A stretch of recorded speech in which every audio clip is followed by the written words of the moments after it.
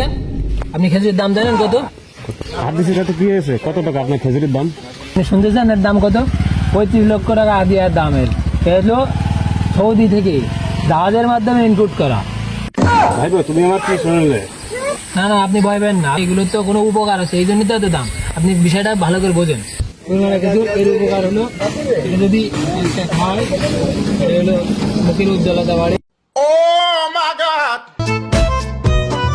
বন্ধু কি অবস্থা? মেলা দিন থেকে তো বাইরে থেকে আসি, আর জানিস ওই মোড়ে না ব্যবসায়ীরা মেলাটাকে ইনকাম করছে। আসলে এই কথা সত্যি? আসলে আমি দেখে আসছি ওরা অনেক লোক বের করছে। তাহলে তো ওরা ব্যবসা করতে যাবে না, অত লোক ঠকাচ্ছে। চল তো যাই দেখে আসি। চল চল।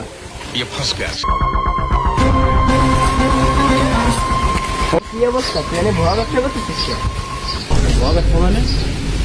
আরে হ্যাঁ ভাই, ওই একটু আগে একটা মুরব্বী দিয়ে খিচুড়িগুলো পাড়ায় আনছে মাঠের থেকে। ও ভাই, আমি যে কেবল একটু আগে যে কিনলাম 35 লাখ টাকা হাদিয়া দিয়ে।